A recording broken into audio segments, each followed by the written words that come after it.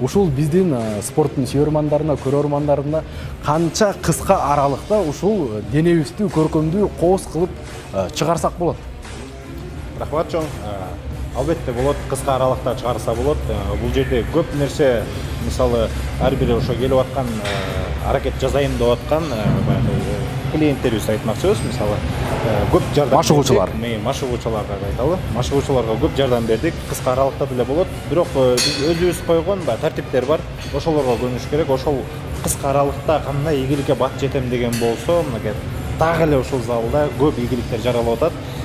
Биздин жардамыбыз менен батыраак жетсе болот. Андыктан урматтуу телекөрүүчүлөр, бизден алыстабай туруңуздар.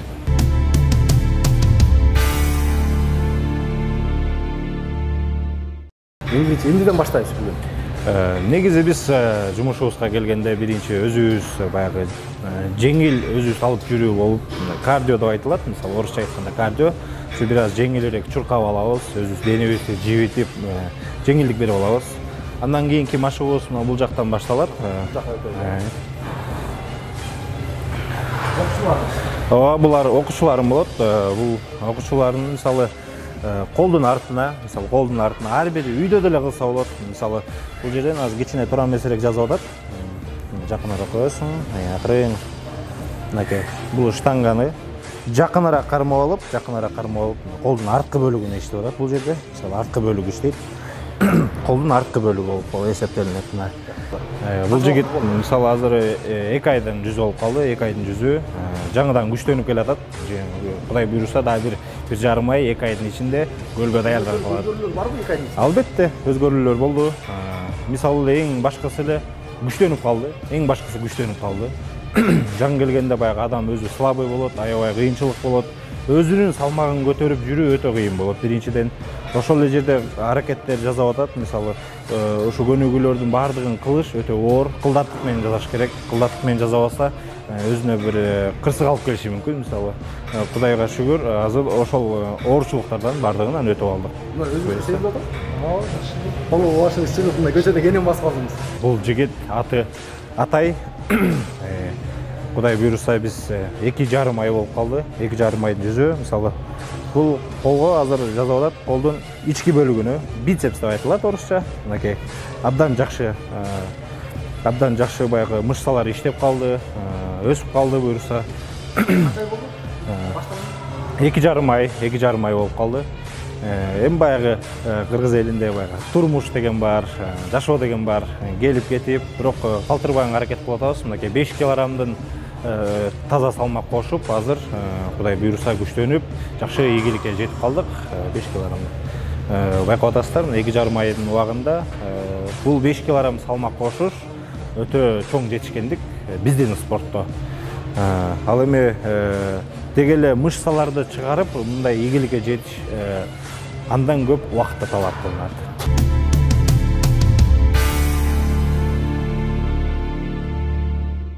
Келдик мырза, азыр сиздин машыгуучу балдарыңызга тоскоол болбой, дегенде ушу биздин көрөрмандар сиздин ушул дене мүчөңүз ушундай деңгээлге кантип жетти деген эң баарынан ошол кызык болуп атат. Ошону биз көргөзүп берели. Эмнеден баштайсыз биринчи азыр анда? Негизи эле биз баягы жуманын башында биздин өзүбүздүн программабыз бар. Жуманын башында бул 3 бөлүккө бөлүп жасайбыз.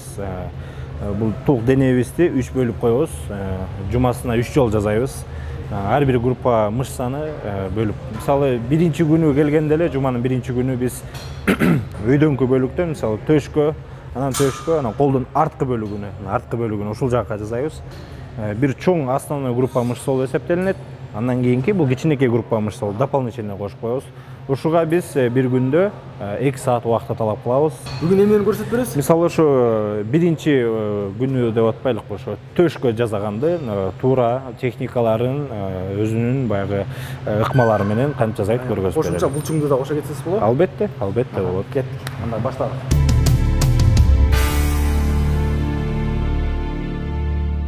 Мисалы, эң биринчи болуп баягы жатып туртуу ыкмасы менен жасайбыз. Мисалы, жим лежа штанга ушул могу досканын бетинде, мисалы, могу жерге жайгашылган. Мына азыр ыкмасын көргөзүп берейин. Мынакей жатып алып өзүнүн бир ченелүү өлчөмдөрү бар мынакей бул жактардан ошондон кармайсыздар мына. Туура кармап акырын алып, анан эң башкысы туура түшүрүш керек. Туура түшүп келатканда дем алганды да унутпаш керек да. Жаңы кылып баштагандарга эң жакшы советибиз мына түшүп келатканда демди өзүбүзгө тартып толтурабыз. Эң башкысы мына бул жерден бир точканы кармайбыз мынакей. Бир точканы кармайбыз. Төштүн жарым бөлүгүндө болуш керек. Мынакей. Түз жана так болуш керек.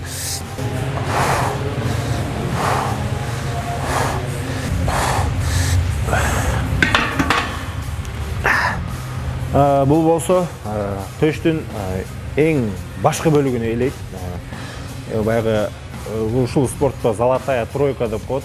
3 упражнение бар. Мисалы, төштү чыгарам десең, ошол жым лежа жасаш керек, жатып түрдө ыкмасы. Ал эми бутту чыгара турган болсоң, приседание кылыш керек, штанганы баягы желкебизде коелуп отуруп туруп. Ал эми белди жакшы чоң кылып чыгарам десең, анда становая тяга дейт, ошо штанга менен баягы тяга жасайбыз. Анан келерки бөлүктөрүндө айтып түшүндүрүп беребиз. Мынакей бул төштүн основной бөлүгүн чыгарат.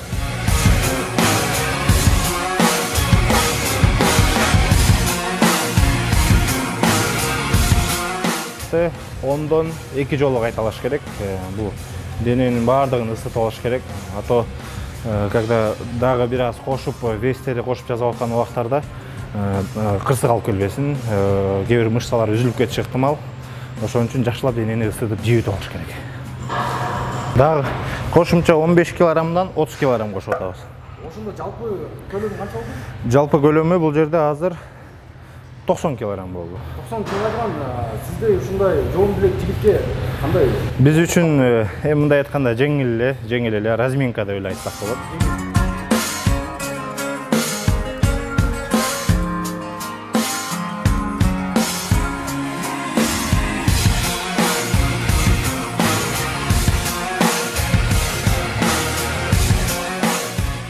Дагы 15 килограмм кошуп жатабыз. Жалпы 120 килограмм болду.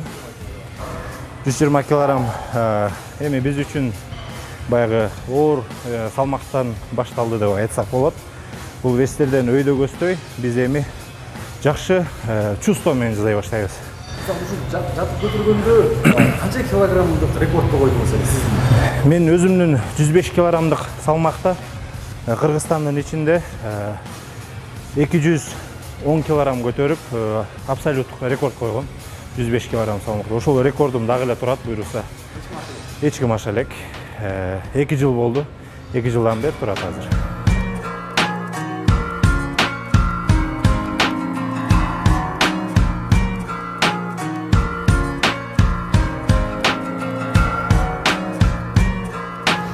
Бир жасаганда канчаны жасап коесуз?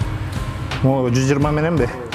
Эми бир жакшы формада болуп турсаң бир 25-30 жолу чыкса болот.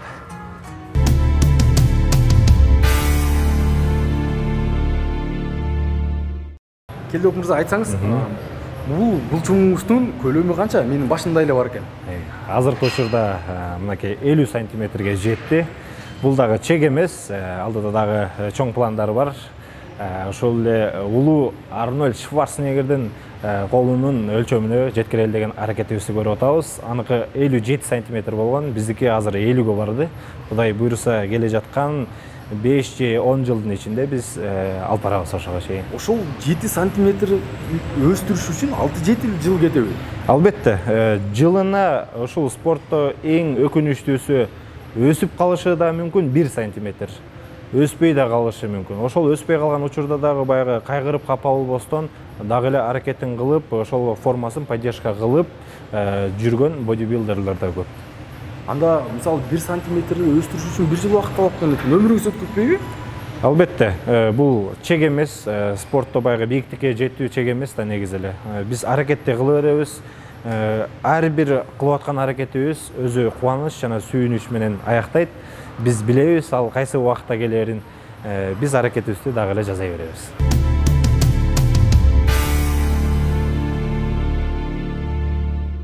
Кийинки күнүгө мисалы ал дагы баягы төштүн үстүнкү бөлүгүнө кетет. Бул жерге азыр ушуну көргөзүп берелик. Бул жерде таштар азыр 25 килограммдан 50 килограмм болот. Жеңил эле.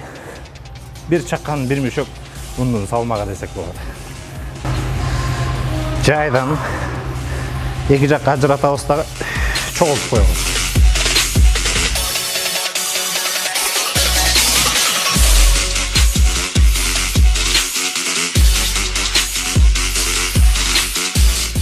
Бул жерде бизге ылайыктуу салмак бар. Эң максималдуу салмагыбыз 40 килограммдан 80 килограмм. Жатып туруп көрөбүз. Бул оор вести алганда, эң биринчи алып атканда абайлап алыш керек. Белди бекем включенный кармап, бул оор салмактагылар ашыкча оорун алып келиши ыктымал.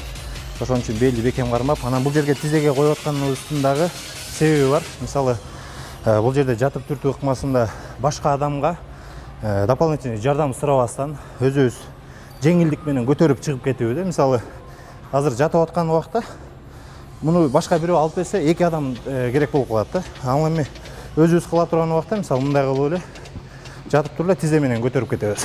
Мынакей. Оңой болот да.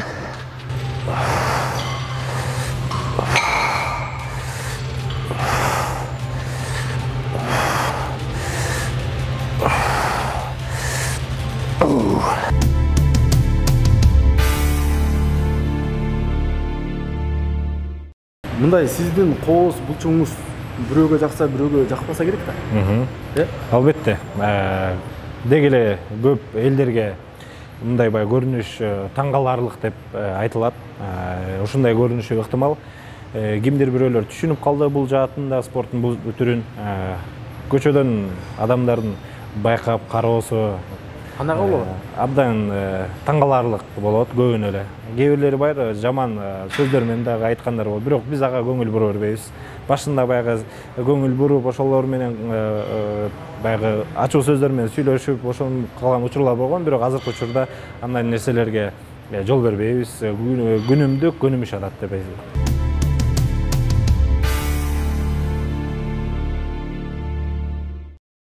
Кийинки көнүбүз эми орусча айтканда хаммер деп айтылат. Отуруп алып, баягы тренажердо отуруп алып түртөбүз. Бул төштүн ортоңку бөлүгү болуп берилет.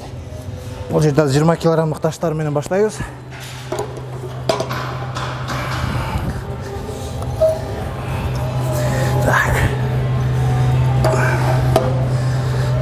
Биринчи эле келгенде, мисалы, биз үчүн бул жеңил эле вес. Ал эми жаңы баштап аткандар өтө аз вес менен башташат. Анткени кыйын көнүгүүлөрдүн бири. Келип эле жаңы келген бала сразу кыла албайт. Ошон үчүн жаңы келгенде бардыгына үйрөт, түшүндүрүп турабыз. Мисалы, бекем кармап, жакын кармайбыз дагы. Мисалы, төштү өйдө көтөрөбүз. Бел дайыма артка такалып турат. Бул жерден эми түртөбүз.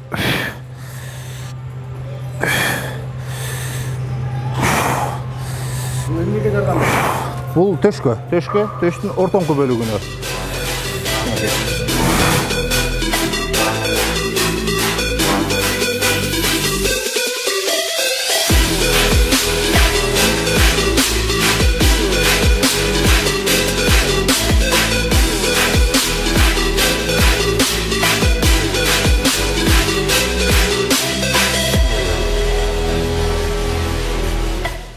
Азыр бул жерде 40 килограммдан 80 килограмм болду. Биздин экинчи подходубуз демекчибиз. Бул жерде негизи 4 жол жасайбыз. Ар бир подходубузда 20 килограммдан салабыз. Ошондо получается бул жагына 80ди, бул жагына 80ди салып 160 килограмм салмак менен жасайбыз. Биздин салмакта мисалы весибиз чоңойгон сайын оор салмак салганда башкаларга абдан оор көрүнүшү мүмкүн, бирок биз үчүн жеңил эле. Анткени бир аз вес көтөрүлгөн сайын, салмагыбыз көтөрүлгөн сайын бизге да күч топтоло баштайт, ашыкча күч пайда боло баштайт. Ошонун жардамы менен биз буларды жасаганда оңой болот. Биз үчүн оңой болуп калат. Туура жасабасаң, жакшы кооз болуп чыкпайт эми, чынын айтканда.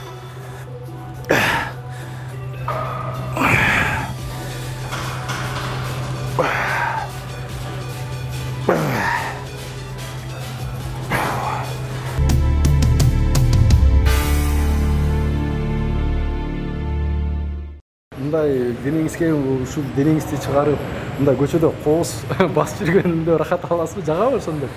Анткени албетте жагат. Анткени бул спортту башында тандап алдык, ушул кызыгуу менен баштаганбыз. Биз өзүбүз үчүн абдан ыңгайлуу, комфортно эле сезип жүрөбүз.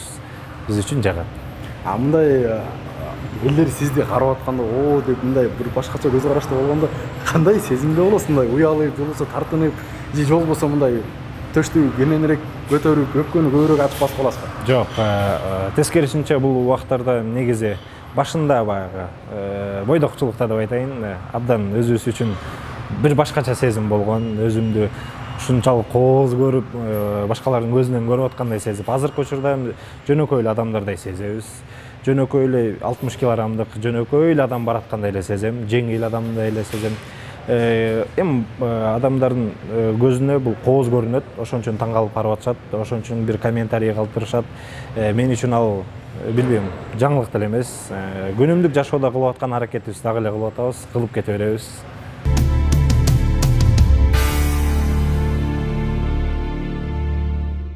Азыр мисалы айтып өткөндөй эле биринчи жуманын биринчи күнүндө төшкө беребиз, основной бөлүгүн, андан кийин колдун арткы бөлүгүнө беребиз.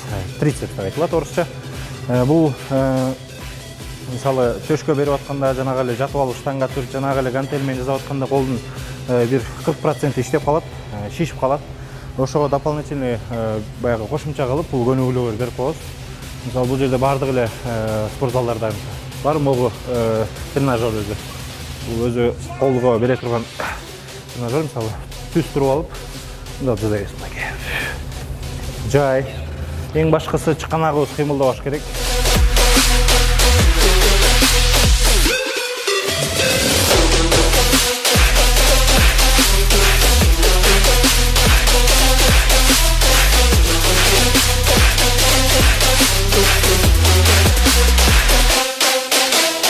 Бул учурда албетте эки жакты тең бирдей карап туруш керек.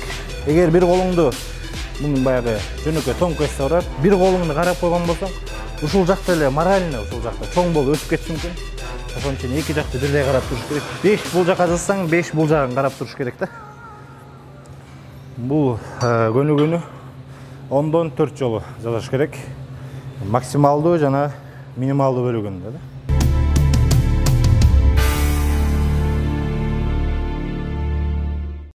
Жан келгенде Данияр байкебиз 143 килограмм. Кыргызстандагы мындай алып адамдарды саналуу эле деп айтмакчыбыз, саналуу эле. Ошол ашыкча 23-25 килограмм салмагы менен өтө чоң көрүнчү. Мынакей бирок талыкпас эмгектин артынан абдан жакшы жыйынтык келип отурат. Негизи эле өзүбүз жаш болсок биринчиден, экинчиден күчтүү болуп турсак, кыргыздын баатыры болуп турсак, анан эми башкаларга үлгү болбой эмне болуптур демекчи эле. Мисалы абдан жакшы бир результаттар көргөздү 4 айдын жыйынтыгы менен. Мынакей 25 килограмм ашыкча салмагын кетирип, азыр чоң аракеттер көрүп атат. Кудай буйрса келечекте чоң соревнованияларга чыгып калабыз деп ишендиребиз. Сиз чемпион болгондо спорт митингиге көрсөтүүчү сизди келип тартып кетебиз. Кудай буйрса.